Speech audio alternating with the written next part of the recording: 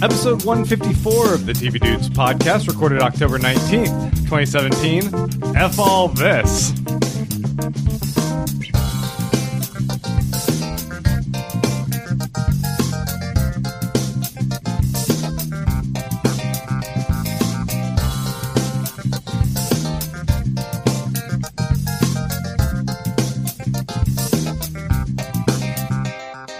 Alright guys, so for the past couple weeks we've had this theme where it was fall sitcoms and then it was fall superhero, and so I really tried to make this one like fall dramas or fall CW shows or... And I argued that Mr. Robot is on a CW show, and Crazy Ex-Girlfriend is in no way a drama. No. Yeah, so it wasn't meshing, but then it was less. It was like F all this. That works. I'm tired, y'all. It's a pun. But we don't hate everything we watched this week, right? No, we don't actually. And in fact, we're talking about Mr. Robot returning for season 3.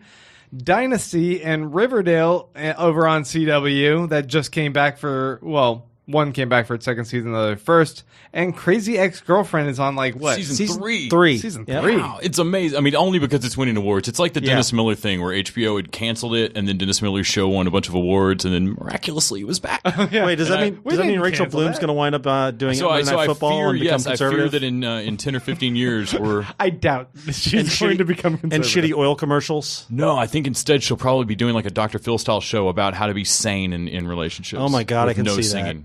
that. Oh, I can totally see that. Little turn heel thing. It's still going to be called Crazy Ex-Girlfriend. All right, guys, we are the TV Dudes. I'm Grant. I'm Randy. I'm Les. And yeah, like I said, we are covering some CW shows. We're going to hit Mr. Robot as well. But before we get into all of that, you guys can help us support us. If you want to go to iTunes, give us a 5-star rating, write a review. We appreciate that. Helps us out. We'll even read your review here on the show. Whatever you write. Anything. Whatever you write. Patreon.com/TV Dudes is another way you guys can help us. We'll discuss kind of whatever on there as a little bonus for you guys. Bonus podcast every week. Yeah. What's that URL again, Grant? It's Patreon.com/TV Dudes. You can go there. You can give us money. Yeah. $1 an episode. That's like $4 a month. It's cheaper than getting a whole bunch of pumpkin spice lattes. It's cheaper than your CBS All Access. It's cheaper than your CBS All Access, and there are less Klingons. Not no Klingons, because we do have a Star Trek pod. We're a little clingy. Yeah. No one would call us a full Klingon. No. All right. That was a terrible joke. I'm sorry. I'm just glad you didn't say Vulcans. I don't know the difference. Permanent Record. Permanent Record. That is our podcast network. We are proud to be a part of this network, and it is an all-TV network, I think. Yes. For the most part, it's a TV network of podcasts. Except for Kyle's ill-advised cooking show, which is really weird over just it was podcast. A weird call, Kyle. Yeah. But we're still rooting for you. And it's all toast. I mean, that is very on trend. Yeah. We want to pimp this month Mr. Robot O. That's Mr. Robot, OH, exclamation point. And that is a podcast that our buddy Mike does with Melissa and Ghost. No one knows Ghost's real name. Yes. But he's a direwolf, right? I think he's a direwolf. Yeah. That's the only ghost I know. He speaks in... Although, I There's think... a lot about computers, though, so don't just write him off. No. Ghost will hack your shit. Yeah. I'm afraid to make that joke. Yeah. It was all done in fun, Ghost. Yeah. Don't ruin my life. He has albinism, too, I believe. Anyway, Mr. Robot. Oh, they talk about Mr. Robot, and they go much more in depth than we do here. So if you guys need your fix, because Elliot, he's gone bonkers, guys, and shit's going haywire in that world, much more than our own real world. But only by a little. Yeah, just a little bit. Go to permanentrecord.com/podcasts/Mr. Robot O, or just type in Mr. Robot O. Subscribe. Check them out. I want you to appreciate that I didn't do that entire URL you just did in the Permanent Record voice. Oh, God. I thought I said it fast enough that you wouldn't even be able to follow. I considered it. All right. Let's do some listener questions, guys. Yeah. All right. So if you go to facebook.com/TV Dudes, you guys can like our page and stay tuned, because once a week, Randy puts up a little post and you guys can ask us or comment on whatever you want. And if we're in the mood, we will read your entire thing. Yeah, and if we're not, we'll make something else up. Yeah, we'll just abbreviate. You guys all thought Jonathan Huffnagel was real. He's not. We made all those up. What a weird thing for us to make up.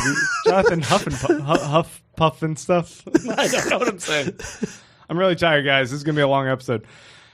Jonathan Haftemichael, a.k.a. Okay, so every time I see his name, I want to sing the song John Jacob Jingleheimer Schmidt. I hear it go through my head every time I see it. So it's Jonathan Haftemichael Schmidt. His name is my name, too. He says, "Hi, dudes. While the Marvel Netflix universe has better shows..." Disagree. "It seems very weak in its interconnections compared to the CW DC universe. Legends and Flash can mess up the space-time continuum, and Arrow faces those consequences. Invasion had more highlights than the Defenders, which was everyone beating up Danny Rand. And despite my reasons, what do you guys think is the better TV universe?" Now, in fairness, the other half of Defenders was also complaining about being in Defenders. It wasn't just about beating up on Danny. Right. It was also about whining about having to be there. Also about whining about being there. Yeah. And don't forget Stick, like trying to murder people. Oh, yeah, that's right. Stick. Yeah, we forgot that part. What a miserable show. And wasting Sigourney Weaver. That's a key component. I would say there are arguments to be made that the Netflix Marvel shows are classier television at moments than anything the CW is doing, just on what they're aiming for. I would say that the CW shows are better shows total. They seem to know more what they're doing. They get lost mid-season just as often as the Netflix shows. Sure. But I don't feel like they're aiming for some kind of grim weirdness. The Netflix shows don't swing for the interconnectedness, and I don't understand why. It's like they do a couple of things that I kind of wish the CW shows would do at times, like get a little more serious with their stuff or have a little more money to play with. But then they don't do all the other stuff that would make them more comic booky and fun. And for a team-up show, Defenders was weak. I can't believe I'm looking forward to the All Weddings week. And the CW universe it aims for Bronze Age 80s classic superheroes. And the Netflix universe seems to be aiming for sort of this grim and gritty 90s, 2000s, which my love lies more with the 80s Bronze Age. So even though they're not doing it that well, what they're aiming for, they're hitting. Whereas Netflix is aiming for something that, even if they hit it well, it's not what I want. I'll just suggest a third category here, and that is the X-Men universe that's been established with Legion and The Gifted. Yeah. Those are much better. That is strong contenders. A strong start. Yeah, yes. Strong contenders. The world that Legion made is amazing. I'm not sure if it's necessarily connected to the other world, although they have said Professor X is his dad kind of thing. Yeah. But Gifted is pretty solid as well. I'm impressed with both of those. Yeah, I'm enjoying Gifted so far. Yeah, Gifted is in that Gifted is that mid-space. It takes itself more seriously than CW, but not as seriously as the Netflix shows. Yeah, I think you're right. I think that's sort of maybe the one to watch. It's at least I don't hate it yet. And I hate the other ones. I think my disappointment with the Netflix shows is that I thought they were making 70s comic book shows. And it turns out they're making Feel the Blood 90s. Yeah.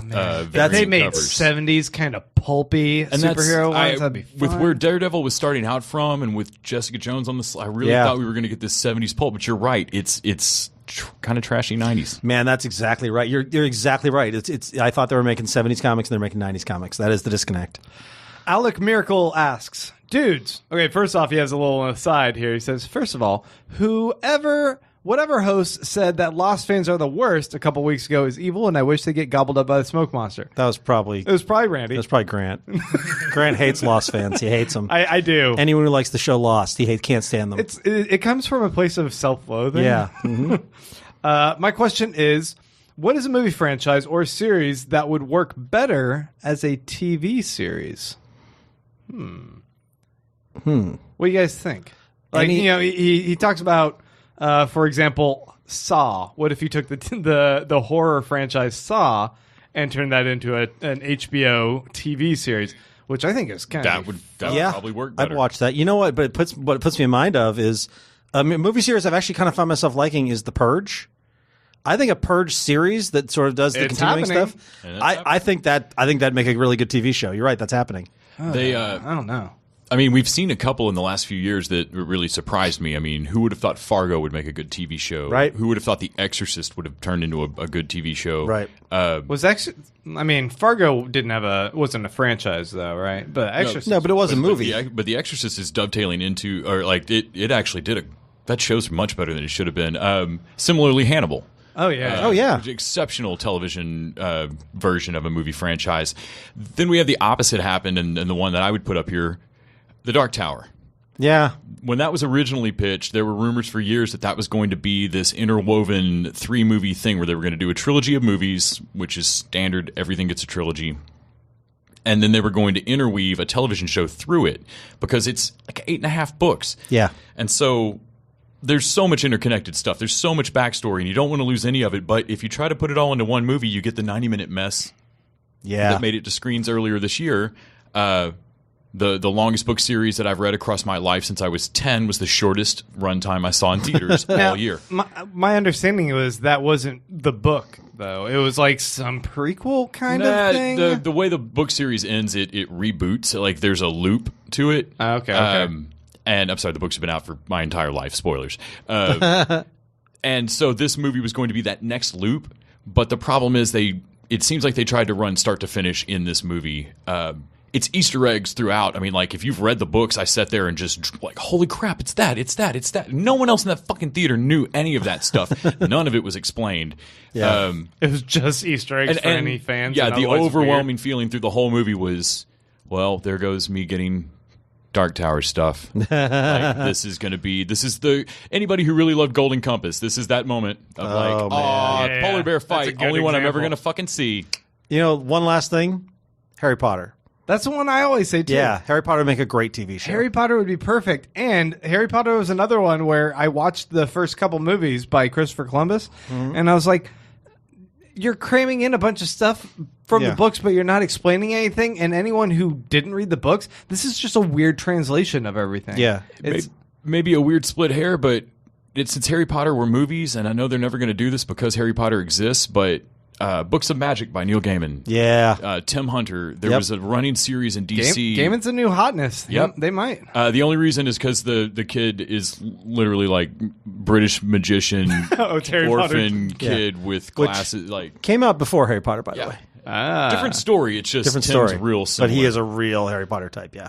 Justin Zarian asks, what's your opinion on Amazon canceling some of the TV shows being developed by the Weinstein Company? Obviously, no one will cry for Harvey Weinstein because screw him.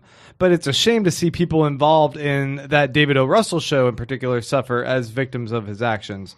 Can we truly separate art from artist/producer? Okay, bad example because David O. Russell is a fuckface assople. I mean, he's like a genuine asshole. And to did the head everyone. of Amazon Studios not just have some... Yeah, they dropped a David O. Russell show. I mean, of course they did because David O. Russell, they're probably like, well... we have an abuser funding an abuser. We should probably not do that show anymore. Yeah, well, it's just toxic all around. Well, right? I mean, Weinstein's a producer. I mean, is he creatively making any of these shows? No, I mean, they're just going to find a different money backer, right? Like you found out your banker's scum, you find a new banker. I mean, generally that would be the thing. And if Amazon had the option, I mean, Amazon probably just wanted to wash their hands of it. Here's the other deal: the Romanoffs by Matthew Weiner is moving forward without the Weinstein Company's involvement. So it sounds more like they wanted to cut David O. Russell loose, and this was a good excuse. And what's David O. Russell going to do? He can't push back and say, "Hey, I wasn't involved with any of that stuff. I'm not an abuser." Oh, right, shit. No, fuck David O. Russell. Fuck that show. If that guy wants, he can find other financiers. Yeah, maybe not for long. Maybe. Hopefully I don't know. Nick Thies says, "Hey dudes, I watched the second ep of Supergirl, and there's a surprising amount of angst for the loss of Mon-El, who is a character so bland I literally cannot remember what he looks like. He looks like that. If you open any J. Crew catalog, he's the third guy. In fact, he says, I keep picturing Jai Courtney or some other generic white guy. Yes. What TV actor do you think would have been a better fit for Mon-El? Okay, before we answer that question, I have a question of my own related. Okay. What does Mon-El look like? We know that he looks like the guy in the J. Crew catalog. We know he looks like Jai White or one of those. Jai Courtney. Jai Courtney or one of those guys. Who's Mon-El? What does Mon-El look like? He's a sack of flour with 5 o'clock shadow. That's all I wanted. I want a few of those. I don't know what you guys are doing. He's the love interest for Supergirl, and he was the blandest white guy you could really ever come was. up with. Yeah, he looked like he looked like the white dude from Timeless. He looked like Sam Worthington. Yeah. He looked like Jay Sam Courtney. He Worthington, looked I haven't like, heard that. he looked like Gerard Jason Butler. Mara. He looked like He looked like if you tried to sculpt someone out of mayonnaise. and then form him up with white bread. That's what Mon-El looked like. So who would you cast? Who's Mon-El, by the way? I'm guessing Mon-El, he's a okay. Krypton. Mon-El is tied into the Legion of Superheroes. He's a Daxamite. And he's tied into the Legion of Superheroes. The problem with Mon-El is he's a boring ass character in the comics too. Yeah, and he's kind of a douche. And so in the show, it was about Supergirl teaching him to be like a human that cares about humans. And yeah, he's just a very bland d-bag. Cast DJ Qualls. Yeah, That's like one of the most like notable faces. Yeah, DJ Qualls. You know what? Yeah. That would be great. Give him all the same powers. Just have him show up, look like DJ Qualls, but the yellow sun makes him a badass. I'd watch that. But he's an awkward, gangly, nerdy And it would make dude. sense because Mon-El's parents are royalty. Yeah. Like, DJ Qualls totally looks like he should be like super strong, rich royalty kid. Yeah. Still looks skinny and You're saying DJ Qualls looks like he came from a bloodline that's been a little too mixed over the years? a little bit. A little bit. I love you, DJ Qualls. I'm We sorry. love you, but you look a little weird, dude. That's funny. Dennis McElwain says, "Hey dudes, I am back asking questions and generally making a pest of myself. Welcome back, Dennis. We missed you. Thinking back on it, Ted Danson was in quality wilderness between Cheers and his HBO work. Can you think of any other actors, actresses that were in quality wilderness after a strong start?" Actually, I heard his Mean Doctor show was good. Whatever show that was. Oh, Becker? Becker. Wasn't that good? No? Okay. Yeah, he was gone for a while before Becker, too, though. All right. Yeah, there was a period there where he was doing the Macaulay Culkin movie, and It was just like him and Whoopi were just yeah, it was hiding good. out. I keep waiting for Matthew Perry to find another project where he's good because he keeps doing these ones like Mr. Sunshine. No, he's in something new now, and he's in a new Odd He's in Couple. the Odd Couple, but like Matthew Perry's not a terrible guy. He's actually can be very funny, but he's been in these really bad shows. But he likes money. I understand. Because he has just on, substance abuse. Yes, well, He was just on the Good Fight. yeah, The okay. other CBS Okay. All Access show, and his character is like the show doesn't have like a big bad villain, but There's no he's- Klingons in the Good Fight? No, but he's the foil for the characters that you like. And very rarely have I seen Matthew Perry play an absolute scumbag. Yeah. And he's a like lying, cheating, fuck you scumbag in Good Fight for like 4 episodes. And I was sitting there going, oh wow, like I don't think I've ever viscerally like wanted to punch Matthew Perry in the not chin. Like The not chin. Well, also, you guys know I have some opinions on Kat Dennings' work between her strong start and what she's been doing since. So, kind of hoping she'll come out of that valley. What was her strong start? Where did she come from? She was in. I mean, I know she was in Thor. 40-Year-Old Virgin. She was the 40-Year-Old daughter in Virgin, 40-Year-Old that's right. Virgin. She was great in that. Yeah. And then she did Two Broke Girls for I think 100 years. Yeah. Also, Richard Schiff. Richard Schiff is always good in everything he's in, but that guy's a working actor who will sign on for literally anything. yep, he's on Good Doctor now. Yeah, is that where he said no? Because he was. Freddie Highmore. He's also in Ballers, and he's great in Ballers. But That's right. But that's Not so much a TV guy, but I was watching the new live action Beauty and the Beast, and Kevin Kline popped up in that, and I was like, where'd Kevin Kline go? yeah. Kevin Kline. Do you remember? We all loved him coming out of Fish Called Wanda, and his next project was like the January Man, where he plays like a firefighter, and it was the weirdest. And he could never seem to get another role that was so good. He was in Dave, and Dave was awesome. Dave is amazing. And he was in and Out, Yeah, In which and is Out probably does not age well, but was really funny at the time. In and Out, but yeah, he was out for a while. Yeah, but he was and then out for a while. Popped back in for In and Out. Yeah, no, Kevin Kline is a guy I would like to see because man, Fish Called Wanda, he was so great in that. Yeah. All right, Jonathan Huffnagel, Our favorite evil twin. our fictional dude. Oh, he's back, and it looks like he wrote some haikus for us. Haikus, I like it. Bad robots are fun. Mr. Robot is good too. Evil is better. Make a haiku. Oh, jeez, you're gonna put us on the spot to There's make a no haiku. dude. fucking way I'm making a He haiku. says, make a haiku about your favorite evil robots in television. And then he says, sits in the corner, thinks about what you have done. Think about what you have done. Skynet is coming. I am not coming up with. There are a lot I will do for you people. I am not coming up with live haikus. Les is No. currently like actively working on it. While All right, you and so I I'll just like, vamp. band. Yes, yeah, we'll vamp on what evil robots are there? There's there's the Terminator. Wait, There's wait. I can do this. Are there any evil robots in Lost? Stuck on an island. The smoke monster is coming. Produced by Bad Robot. So close. Is that 575? It's produced by Bad Robot. It's 575. That's what we're doing. Okay. Yeah, Unless you got but- yours? No, I don't. I did Okay. 576. All right. Let's see. Here we go. Hank and Britt in... Shit, never mind. The only one that keeps popping to mind is an old one I know. The Arkansas Star Wars. Luke, I am your father, but also your uncle. More Ben Rubin says, "Hello, dudes. This is more of a command than a question. A command. Go watch Comrade Detective on Amazon. I'll have discussion questions after you watch it." All right. So we need to add that to the docket. I think you need to read the PS. Oh, P.S. I've been pronouncing her name right. So Congratulations. yeah, thanks. You need to add that to our docket, Randy. Have y'all Comrade not- have y'all Detective. not watched any of Comrade Detective? No. All right. Okay, I have not brought up Comrade Detective. I've been really wondering if anybody else watched that fucking Oh, do you? show. It's so great. Oh, okay. All right. It's super... I would say it's great. It's so weird. Okay. All right. Yeah, Comrade Detective is going on the list. Kyle Volte says, last question here, by the way. Hey, dudes of the TV, any thoughts on the Netflix series Mindhunters?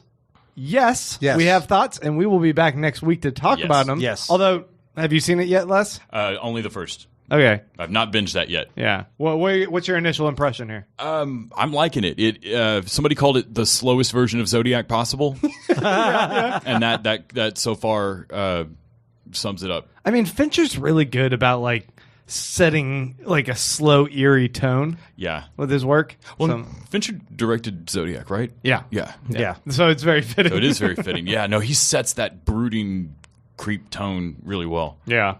We'll be back next week to talk about that, but we'll also be back in a few minutes to talk about the news.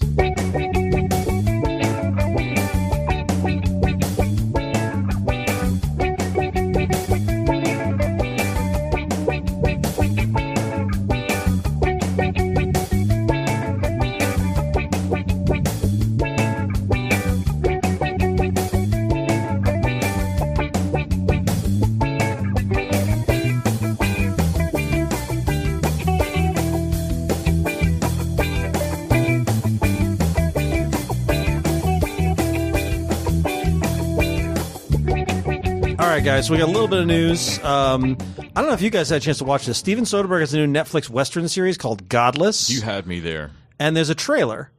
And it's just a little 1-minute trailer. Doesn't really tell us much what it's about. It's got a little line about loving people who are touched by death. It is a gun-toting outlaw looking on the hunt for his former partner. It's written by Logan and Minority Report screenwriter Scott Frank, who wrote and directed the entire series. Soderbergh produced. I mean, this, and it's got Jeff Daniels is I mean, the lead. this is Yeah. awesome. No, the setup of it, though. Jeff Daniels rides into a town entirely of women. Yeah. Yeah. That's... I mean, we've I all did not expect- we've all been there and had that. Did not dream. expect that paragraph of synopsis to end there. Yeah. But yeah, something called Godless by Soderbergh with Jeff Daniels riding around the West shooting guns. I'm good. And I'll they watch that. ask in the Screen Rant piece, which you know I love the Screen Rant, they ask about the question, which is it going to be more like Deadwood or more like Hell on Wheels? The trailer makes it look much more Deadwood-like. Woohoo! Yeah, I'm excited. Soderbergh likes language, Yeah. and he can have some great dialogue in Yeah. there. So I'm looking forward to it. NBC is developing a Nancy Drew TV series with an all-new angle. Now, this is interesting because it was originally developed by CBS, and it was basically just like a reboot, and then it didn't go forward. So now they're doing one, and the pitch is that basically it's a like middle-aged Nancy Drew who was basically the author of the Nancy Drew series somehow, and now she's thrust into real-life murder mystery, turns to her childhood best friends and the inspiration for her novels, who still carry a grudge about the way she portrayed them all those years ago. Is it Murder, She Wrote? I was just sitting there thinking, like, so she's a mystery writer that Yeah. gets embroiled in real life. So basically, she wrote all these stories, and she took credit for all the good stuff, and her friends were the ones who did all the work. I mean, to be and now fair- she's going out to them. Isn't Castle basically Murder, She Wrote too? Yes. Oh, Basically, no, yeah. Castle's, yeah. Yeah. Yeah, but Well, and this at least sounds like it's got the twist of her having not been the actual mystery solving Right. genius, like Yeah. her friends that she took credit from. Yeah. It kind of reminds me of that comic book Limit Unwritten. Yeah. Remember that one? Yeah. Yeah. Where the kid who was like He's like the Harry Potter story with was the Christopher written about Robin. him. Yeah. But it's like is what's real and everything starts blending.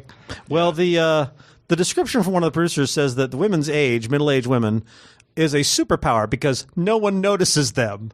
Oh, Yeah, that's not cool. That's not damn. cool. I mean, It's CBS. I don't have a lot of it's faith in this. NBC now. It's NBC. It's NBC now, but I don't know, man. I'm curious, but I can't imagine this being anything but a So train I think wreck. the original angle at CBS for this show was going to be bland procedural. Yeah. And I think when they sold it to NBC, NBC went, it could be edgy and mildly offensive. Yeah. So the next one is the Radcliffe one. Yes. right? Yeah.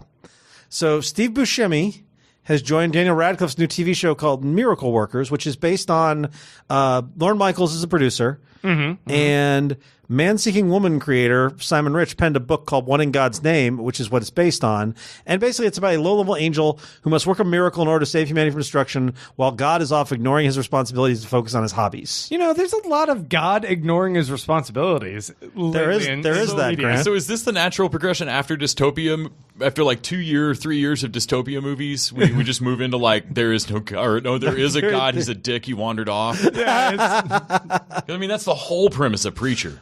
Yeah, Even that's if true. the show won't get Yeah. around to it. So Buscemi is playing God. Okay, better than that, Buscemi took over this role from Owen Wilson.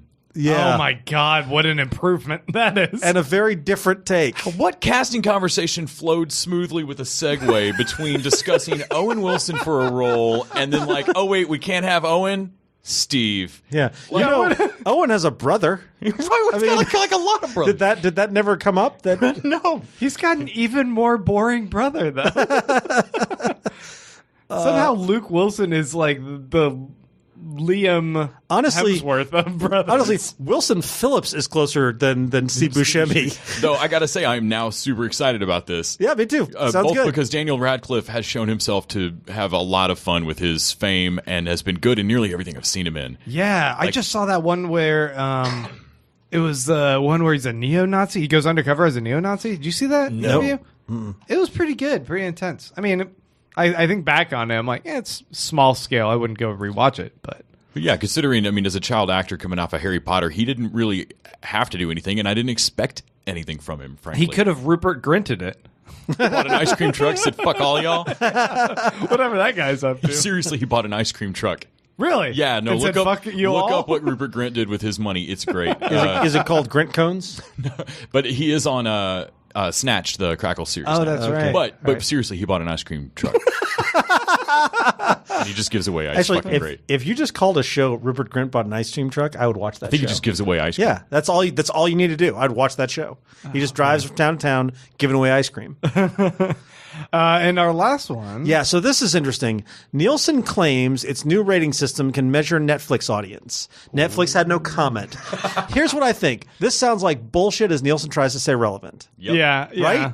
Like, of course they're going to say, oh no, you can totally still use us, even though the model we've been using for years has never been that effective and is definitely not effective now at how people actually watch TV. Please keep paying us money. Like, it seems grossly ineffective. Yes. I mean, I know that Nielsen is starting to definitely like look at streaming as a metric and gauge that more and more, and Right. and they should have been doing that. But the whole thing is, like, where do they get their numbers? They get their numbers from the weirdest. I was a Nielsen viewer. It's the most back-ass-word thing. They send you a paper booklet. You write when you watch things. It doesn't make any goddamn sense. Yeah, it's ridiculous. I had no idea how bad that system was until I knew somebody that got picked. Yeah, it's And ridiculous. They had like a mileage log, like a Weight Watchers log for Yeah. their TV show. they yeah. don't have. They still haven't upgraded this No. to digital. No, there's nothing. They used to have a little device you plugged into your box, their cable box, that would like measure something, but you still also had a little journal that you wrote in, like it was Little House on the Prairie.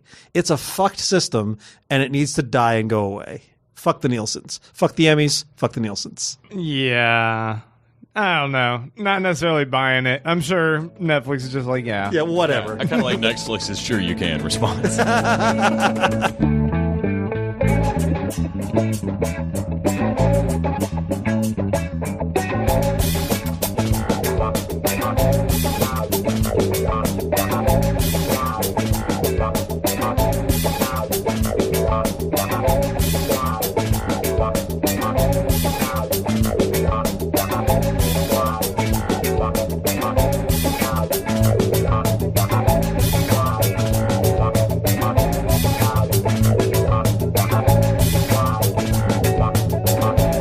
So we're going to start off with the CW, and we're going to kick things off with My Crazy Ex-Girlfriend, and then we're going to talk about Riverdale and Dynasty before concluding over on USA with Mr. Robot.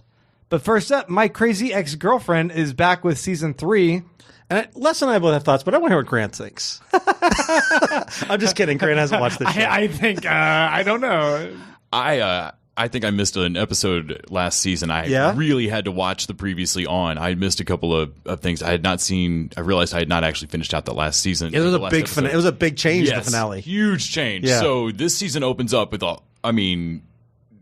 game change as far as like character setups. Josh Chan is going to become a priest after they were supposed to get married, and he's actually driven her to levels of craziness we have not seen before. Yes, and I love the folder he has of her past. Yes, yeah. But yeah, he runs off to be a priest, and the way the episode opens, it's the first time in a long time on this show that I've just not liked one of the songs. Yeah? I just didn't like the opening song. It was repetitive, and it wasn't that interesting to me, and it went on and on and on because they used it to explain a huge amount of plot. Yeah. That said, I did love the way the show opened with immediately not knowing where she's been. Yeah. Like, I like that it opens with there are basically side characters like circling around cubicles, all asking the audience questions. Like they're all asking like, so how is she feeling after Josh left? Like they're asking everything you would want to know leading into a premiere of a season. So it's kind of like You're the Worst. Yeah. Like how that came back. Oh, yeah. And I also, the thing about this, though, is that I really like the supporting cast on this show. So Paula could carry this show. Yeah. One of the things that surprised me in season 1 was that there was more going on with the side characters than I had expected on this kind of goofy show. And they've kept that going to the point that now you really, when she comes back, like when Rachel Bloom comes back and announces her insidious plan to destroy Josh, you don't even really need it. Like there's plenty going on. Yeah, well, the story of Paula and her ex or her husband who cheated and how that story went, that was really interesting. I love Valencia. I thought was going to be just a foil, but they've turned her into a great character. Yes, and she gets my favorite throwaway lines. Yeah. I also Heather Davis. Could easily have been just like a one-note, Valley Girl type character. She's always the one. She's usually the one who realizes things are crazy long before anyone else. Yeah. And I also really like the boss, Daryl Whitefeather. I love that actor, and I love his story. The way they've done with him and White Josh and their gay relationship. They've really what could have been sort of a joke has played out into one of the nicest relationships on the show. Yeah, and his coming out and accepting himself is a really oddly sweet thing across all of season 2. Is Heather Davis? She's the crazy friend that she was the grad student, with the dyed hair. Yes. Yeah. No, she I think has my favorite line in the opening episode when she sits down to the secret meetings that they've all been called to. They're all just getting anonymous Google Cal invites to a meeting, and nobody knows who's leading the meeting. She shows up and says like, "Oh yeah, I was excited to be here. I've never gotten a Google Cal invite to anything." And then somebody asks, "Where did you get the clothes?" Because she's in like a business suit, and her, without missing a beat, answers, "Took him off the Scarecrow." I also like that's just great. The comedian Esther, who's playing Maya, the girl, the sort of short little girl in the office. Oh yes, that's so desperate. She's so good, and I'm glad they keep giving her more to see because I saw her doing stand up. She was on Last Comic Standing a couple seasons ago, and she was great. And she's been on like At Midnight and that kind of thing, and I think she's great here. But you talk about the opening song, and I agree, it was kind of a weak one. But Let's Generalize About Men was a great song. Yeah, I did not get to finish out the episode. Oh man, it's so good. It's such an 80s riff, and I really liked that, and I thought that was really funny. Because I love where the show plot's going, but this was at least that first song. This is the weakest the music has been for me. Yeah. But I thought they did some fun stuff. I liked giving Josh a chance to play his British counterpart. Yes. That was fun. I think the show is really fun, and I thought they did a good job of bringing it back and continuing to escalate these sort of antics and the music. And I was very happy with the return. As much as I loved season 1 and enjoyed season 2, I'm still in the same position that I'm always in on this show. I'm glad it's back, and I still don't know how long it can run. Yeah. Like I really am amazed it's back, and I'm happy it's here, and I'm interested to see what they do with season 3, and I'll be right there again at the end of this season going, Yeah. I'd love a season 4. I don't know how y'all do it. Yeah. Do you think it's one of those where because you don't know if it's going to keep going, you don't know how much you want to commit to it? There's a little bit of that. Yeah, it's like, I don't want to have my heart broken if I can't go all in. Yeah, like I think like Grant is making meta commentary about a show he's never even seen. What? Heartbroken, And I'm- not with commitment issues, and I'm heartbroken. That's fully- all Crazy Ex-Girlfriend material, right? I mean, I'm not crazy. He accidentally hit a bunch of meta jokes there. That's true. I know what I'm doing. All right, well, let's move on to Riverdale, because this is back for a second season, and I never watched the first one. At all? I watched the first episode, and my understanding is that it's bug nuts crazy. I love the shit out of man, Riverdale. it went so much more bonkers as it went Man, along. and season 2 is off the rails now. Yeah. It's like a murder a fucking episode. The Black Hood. That is from Archie's superhero line. He's like a murderous vigilante Punisher type. And they brought it into Riverdale in a way that makes sense.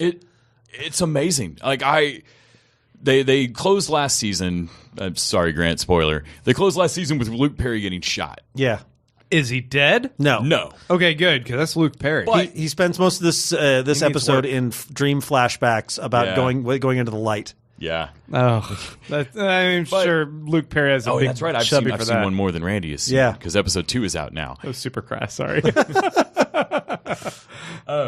So Riverdale closed out last season just friggin' crazy and opened up this season even crazier so that now I think Cheryl Blossom's my favorite character on the show. She's full on nuts. Oh, insane. She has burnt her house down with her mom inside it. I think she forced her mom back in the house, if I remember right. Yeah. She fully orchestrated this. Her dad has committed suicide by this point. She was the redhead twin, Yeah. right? Yeah. Her dad killed her brother. Her dad committed suicide over it. Their entire maple smuggling business is a front for heroin. She burns her mom and then pats her mom in the burn unit on the head and says, "Oh, it's all different now. I'm in charge." It's bug shit creepy. Yeah. But she got Also, away with this? She gets away with all of it. It's amazing so far. Also, Veronica's dad is back. Yes. And I'm loving that. I love what they're doing for Veronica, because Veronica is such a one-note villain in the comics. And She's they've really good made in the her... show. She's one of my favorite characters. I mean, they're having Archie come off the rails because he's sure that the guy who shot his dad is going to come back and finish the job. Yeah. Does he find reasons to take his shirt off, though? All the Oh, time. all the time. Okay, I was like, I don't know if I want to watch it unless. There's Yeah, all the shower time. sex between Archie and Veronica in that's right. this episode. So They're never supposed to commit one way or the other. yeah, well, they've committed because I thought they're just all virgins forever. Betty is out there with Jughead. With Jughead, and Jughead is a serpent now. Yeah, not an actual serpent. Although it could be understood why you would be mistaken. Honestly, they got Sabrina coming this season. Yeah, so it could happen. Anything could happen. I thought Jughead was the gay character in this. no, no, Kevin that's, Kevin Kevin. Keller. Kevin Keller is the gay character. I don't know what's going on. Yeah, so Jughead has now not fully embraced. You can tell he's still using whoever he needs to use to kind of get his murder mystery solved. Yeah. But he's willing to embrace his dad's thuggish gang if it gets him moved along. And so, like, watching him take Betty kind of along this journey with him as his new girl is a trip. Yeah. This show is part of the DC universe. Like, Pretty much, yeah. I don't know if anybody's explained it to Greg Berlanti yet, but he needs to cross this over fully. Like, they're on Earth 4 or something. Like, it's got Blake Neely. It has the same music. Yeah. It's produced by Berlanti. It's on the CW. They're going to have Sabrina and legit magic. Like, they've already said they're not going to pull their punches. It's going to be Sabrina the Teenage Witch, Yes. right? Yeah. Oh, yeah, man. but it's going to be pulled from the horror comic, I think. A little. Well, there's going to be a little more- Sabrina there's show a series that's going to pull Yeah, from that. but there. yeah. So she's going to be in 2 different shows. Yeah, Riverdale walks a really great line between the CW superhero shows and like Pretty Little Liars type stuff. Well, I didn't finish watching this because I liked it, but it fell off my. I liked too much to watch.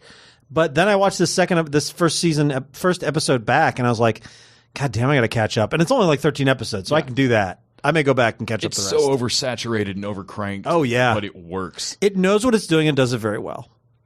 So that's your ultimate recommendation there. Yeah. I love Riverdale, and I'm definitely watching it. Man, I don't know. It's so weird. All right. Dynasty Yeah. came on, and this is one of those shows that I saw and went, oh, well, that's surely not a show we would ever discuss here on TV, dudes. And then Randy had other ideas because he put it on our a little homework surprised too, schedule. man. Okay, I never watched the old Dynasty. I had no, but the CW. We even talked about this before. The CW has such a good strike rate. Do they? I don't think I like anything on the CW. But you've always agreed with us. Their level of quality is consistent. It's consistent, but it's. I don't know. Here's the argument I will make for the other CW. They know what their target is, and they hit it every single time.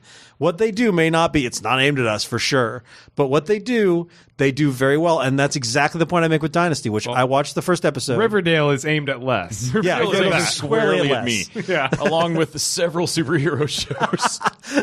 But Dynasty is not a show that I will ever watch a second episode of. Okay, so this is modeled off of the show from the 80s. Yeah. And I vaguely remember it, but it's a family. I mean, this is Empire. It's like a soap an opera. Oil company. Yeah, It's about rich people. pure soap opera. It's about rich people fucking each other. That's what it's about. The intro plot with the rich young girl. I don't remember her name. I don't know. She's Carrington something. I don't know. Yeah, the young Carrington girl, and like she's going to Fallon Carrington. It really reminded Are me. you kidding me? Nope. Fallon Carrington. Fallon Carrington. Her name's Fallon. Let me read some names, if I Okay. might. All right. So there's Fallon Carrington, the Ivanka Trump of the bunch. There's Cristal Flores, the new wife of Stephen Carrington, the older patriarch. There is let's see, Blake Carrington. I believe he is the gay son. And then there's Michael Culhane. And I'm trying to find some. And Monique Colby. Who does Paul F. Tompkins play? Because this sounds a lot like Bajillion. So how this starts, it basically feels like the pilot of Arrested Development. Yes. If they took themselves seriously. Yes. That nails the vibe. I only watched like the first 5 minutes of this before I was swearing at the screen. Like she comes in as this heir to the throne, Yeah. and this is her big day. She's Yeah. expecting to go home and be given the keys to the dynasty, Yep. as it were. And She got it the turns titular out line. it turns out that's not the way it goes. Nope. Instead, her dad wants to present the new fiance / girlfriend, and then everything just goes soap opera level 10 from there. Don't forget her gay activist brother who's been living in Africa doing good works because he's so ashamed of his dad. He's an evil liberal. Yes, he's an of evil the liberal. family. Yep. And and don't forget that his fiance has a lover who is married to a shut-in woman. and the lover is the number one employee of her fiance. Right. Oh, and also the chauffeur is having sex with the daughter. Yeah, this is what I thought was interesting about this. This is very much the 80s, setup of all these, it's all these web of different sex and lies. And yet what they did is they gave it a feminist spin because it's all the point of view of the two lead women. Mm-hmm. The lead, the dad, the patriarch is really not that important. And they added people of color. They added stuff with gay issues. Mm-hmm. They basically took everything and CW'd it. Let's do a little bit of a modern update here. Yeah. But And again, not a show I'm going to watch, but as a pilot, it's a solid pilot. It does exactly what it sets out to do. this just feels like how terrible Dallas was. The remake Dallas that they just did too, right? No, this is better than that Dallas. Let's take and put a couple female leads in Dallas was there also instead, boring as and- shit. I wasn't bored by this. I only made about 15 minutes into it because this is just not in my wheelhouse. Oh man, I found it endlessly amusing. The slap fights and all that kind of thing. Like they know exactly what they're going for. It is trashy soap opera melodrama. It is not in my wheelhouse either, but I had to respect that they put it together. They put together a solid pilot. Did you ever watch Dirty Sexy Money No, with Donald Sutherland and Peter? I didn't, Cruz? but I heard generally good This, things. Yeah. I watched it and enjoyed it, and Yeah. Dynasty looked kind of like that. I just Yeah. didn't make it past the opening of the lead actress fawning over the Trump the family idea of dynasties, Yeah. and they're showing pictures of the Trumps, and like, oh, who else would you trust to? It was the old like Kardashians rich and people all got to that, take yeah. care of us. They're smarter than us. They're rich, and I was cussing at the screen before I realized what I was doing. Like, I fuck know. you, burn your house down, fuck all of you. I mean, it's like in this climate too. I was just like, fuck it's these not a shock to people. watch right now. I don't care about Yeah. them at all. It's not. Fuck these people. It's, I feel like we got Hannibal and we got Fargo, and then everyone else is trying to emulate, take movies and put them on TV. And no to this, or no to the reboots of TV shows, and no to the movies, the reboots. I just want to watch either superheroes save people, or I'm going to throw rocks at rich people on TV and watch westerns about how God is dead. Like, that's all we need. this is all I need. I want shows about how God has abandoned us and cartoons. Well, I got the show for you. Ooh, Rick and Morty. I want a cartoon about how God has abandoned us. Mr. Robot is back. Woohoo! I feel this is fitting in there a little bit. Yeah, no. Scratching some of It's that like itch. talking about movies that become TV shows. It's like a whole show set after Fight Club. Yeah. Yeah. So it's back for its third season. And what do you guys think about this? I checked out. Did you? Yeah. I can't keep track of what the fuck is going on I didn't make it anymore. through season 2.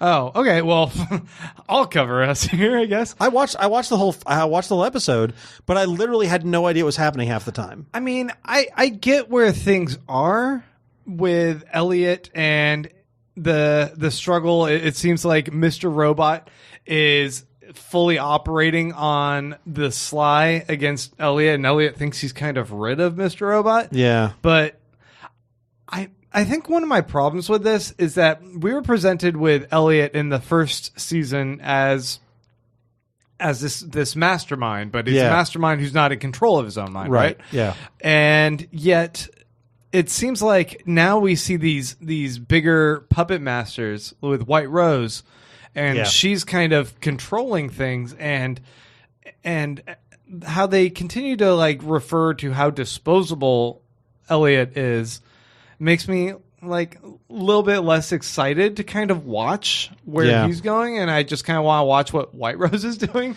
I'm like, okay, let's focus more on BD Wong and what he's doing with the White Rose character. I feel like none of these characters make any sense to me anymore. Like Angela, I don't even know where the fuck she is anymore. I don't know what her motivations are. Well, you remember that weird episode last time where she got kidnapped and brought into that testing facility? Yeah. And whatever she took from that is supposed to be like she understands.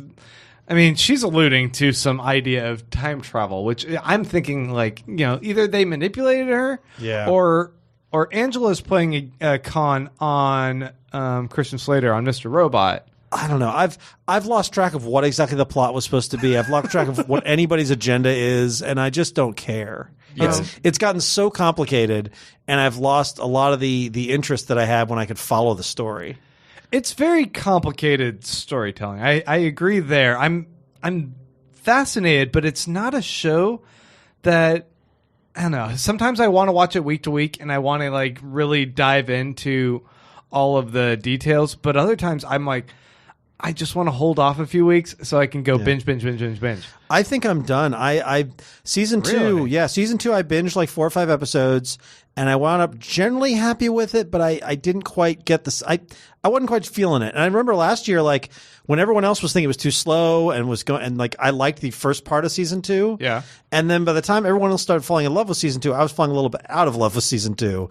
And so maybe it'll be the reverse. Maybe I'll get season 3, and maybe when the second part comes out, I'll wind up binging it and really liking it. But right now I'm feeling like I don't know that I want to watch any more of this unless I hear it turned out good. No, season 1's one of the best things I've ever seen. Well, because it was a movie. Mr. Robot was a movie that Sam Esmail wrote and directed. He was gonna make it as a movie, and instead he brought it to TV, and that worked out. Stretched it out 13 times its length. Yeah. But then when season 2 starts like a train wreck, I mean, it doesn't start where not just where I wanted it to. Like the show didn't, like it confounded my expectations. Like it started in a frustrating, floundering space that didn't move forward on anything I wanted from season 1. Yeah. That's because it's a complete like unreliable narrator, and we're stuck with his perspective, and he's losing his mind. But the people that created the show should have shepherded the narrator so that he didn't take me to a boring show that I don't want to watch.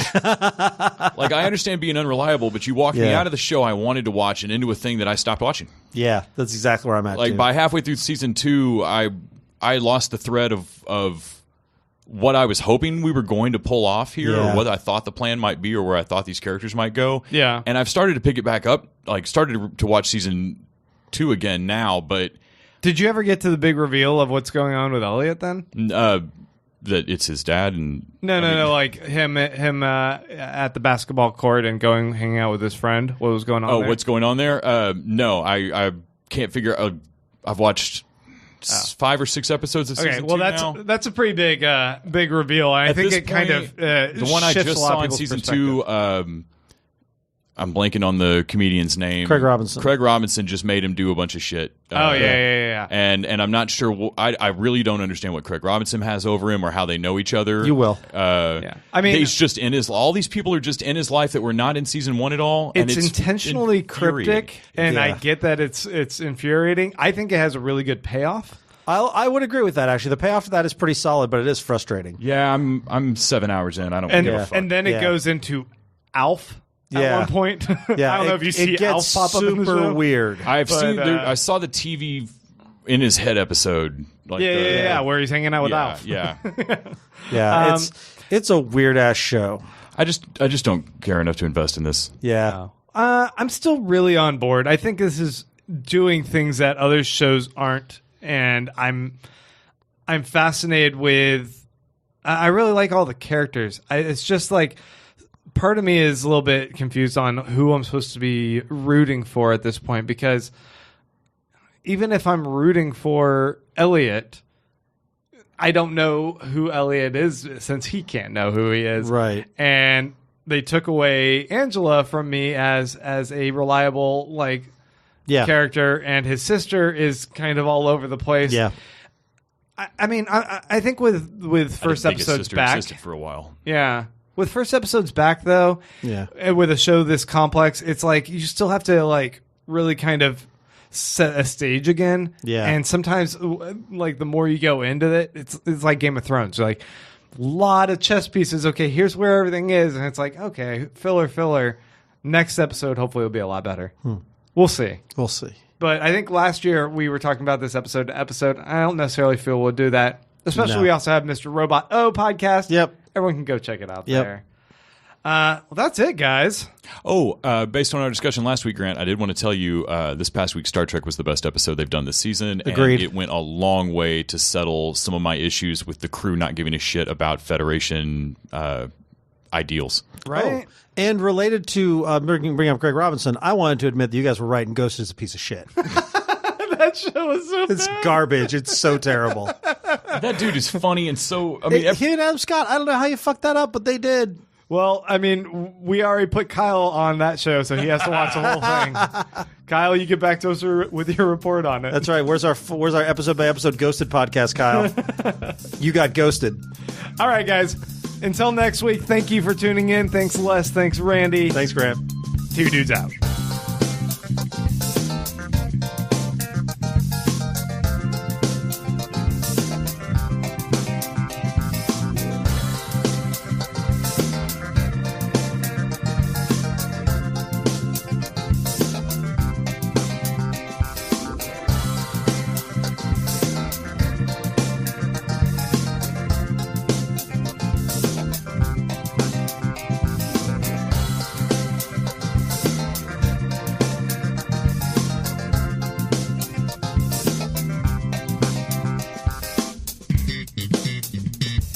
The TV Dudes is an independently run podcast and a member of the Permanent Record Podcast Network. We are exclusively listener supported. If you'd like to help us out, please go to patreon.com/TVDudes. You can like us on Facebook and Twitter at TV Dudes, and help us out on iTunes by giving us a 5-star rating and writing a review. To find out more about us, go to thetvdudes.com and permanentrcrd.com. I'm Grant Davis. Thanks for listening.